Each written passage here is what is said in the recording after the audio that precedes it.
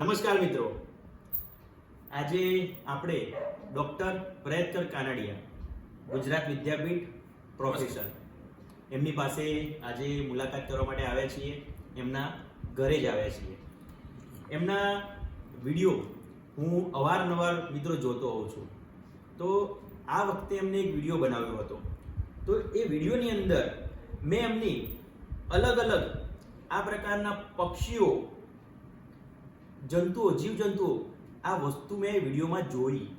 તો સ્પેશિયલ હું એમને પૂછવા માટે આવ્યો કે આ જે તમે દરેક પ્રકારની પક્ષીઓ, પ્રાણીઓ જે પણ તમે જે બનાવો છો તેનું રહસ્ય શું છે, કેવી રીતે બનાવો છો, કેમ બનાવો છો, એ દરેક વસ્તુની હું જાણકારી લેવા માટે આવ્યો છું.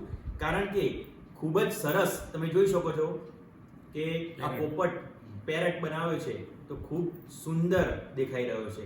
તો આપણે એમની પાસેથી મિત્રો જાણીએ કે આ કલા કેવી રીતે એમને વિકસાવી અને શું પ્રોત્સાહન મળીને એમને વિકસાવી, અને એમના થકી આપણે જાણીએ. નમસ્કાર મિત્રો, ચિદવિલાસ કાનડિયાએ જે વાત કરી એ સંદર્ભમાં હું આપને થોડીક વાત કરીશ. મિત્રો, એમણે પૂછ્યું કે તમને આટલો સરસ આઈડિયા આવ્યો કેવી રીતે.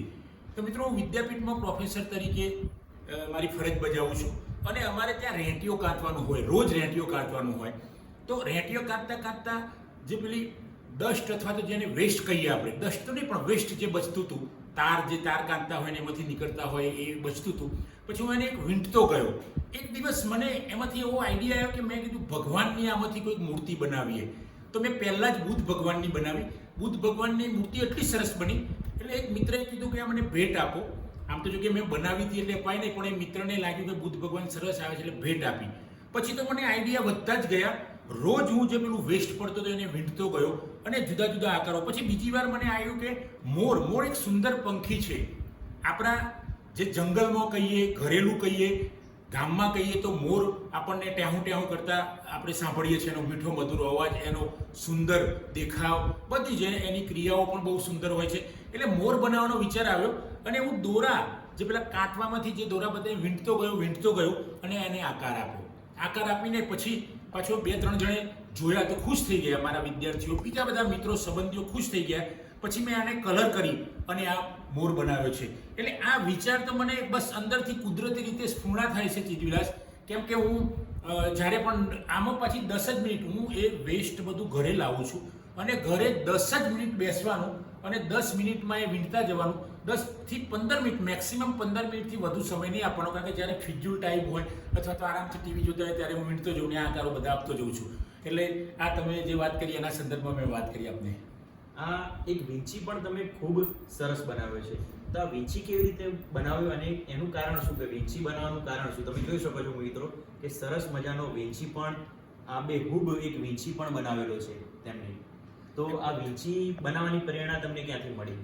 ચિદવિલાસ, એ કેવું છે કે વીંછી બનાવવાની પ્રેરણા લગભગ 6-7 મહિના પહેલાં મારા પપ્પાનું અવસાન થયેલું અને એ વખતે મારો કઝિન બ્રધર એટલે મામાનો છોકરો મેહુલ, જે અત્યારે એ પણ સ્વર્ગસ્થ છે, બહુ અદ્ભુત માણસ હતો. ખૂબ જ સરસ બધી સ્વભાવની રીતે કહો, એનું સમાજમાં પણ જોરદાર પ્રતિષ્ઠા, સેવાભાવી માણસ એની ઓફિસમાં. તો એ અમારા પપ્પા જ્યારે એક્સપાયર થયા ત્યારે રાત્રે અમે બધા બેસતા હતા. મહિના સુધી અમે રાત્રે રોજ બેસતા હતા. એમાં મેહુલ પણ અમારી સાથે બેઠો હતો અને આરામ કરતો હતો નીચે. ખાસ કરીને જ્યારે લોકોનું અવસાન થાય ત્યારે મહિના સુધી, 15 દિવસ સુધી લોકો નીચે સૂતા હોય. મેહુલ પણ સૂતો હતો, મારો ભાઈ, મામાનો છોકરો. અને એની જોડેથી આમ એક જંતુ પસાર થયું. તો મેહુલને એમ કે કઈ હશે, જતું રહ્યું હશે. થોડુંક પાછું આગળ ગયું એટલે મેહુલ લાઇટ કરીને જોયું મોબાઈલની, તો એને લાગ્યું કે આ તો વીંછી છે. આ વીંછી જોઈ પણ મેહુલ બચી ગયો. એટલે મને ખૂબ આનંદ થયો કે મારા ભાઈને વીંછી કરડ્યો નથી. નહીં તો રાત્રે 12 વાગે દવાખાને લઈ જવું, ગામ 15 કિલોમીટર દૂર અમારું ગામ હિંમતનગરથી, ત્યાંથી લઈ જવું મુશ્કેલ હતું. એ જ વખતે મેં મનમાં વિચાર કરી દીધો કે આ વીંછી હું બનાવીશ. અને આ વીંછી એટલે જ બનાવ્યો છે કે મારા ભાઈ સ્વર્ગસ્થ મેહુલની યાદમાં આ વીંછી બનાવ્યો છે.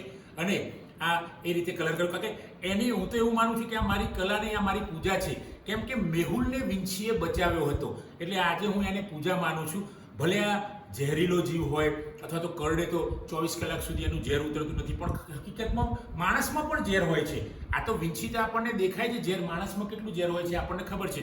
તો મને એમ કે આવી જે પ્રકૃતિ છે, ધારો કે ખિસકોલી છે, આ પેરટ છે, પોપટ જે છે, કે આ બધા આપણા ઘરેલું જીવો છે, જે ડોમેસ્ટિક આપણે કહીએ, વિહંગો કહીએ આપણે, અથવા તો બર્ડ્સ કહીએ, એવ્સ કહીએ.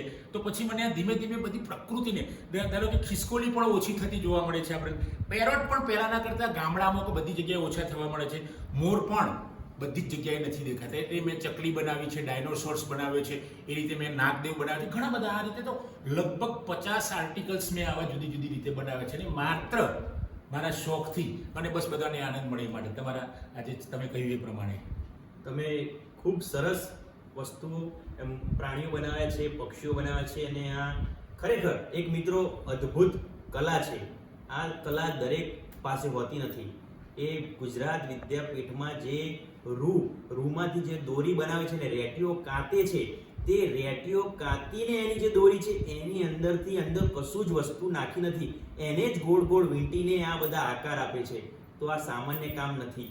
આના માટે પણ એક કલાકારની કલા જોઈએ છે, જે ડૉક્ટર પ્રયત્કર કાનડિયા સાહેબ પાસે છે.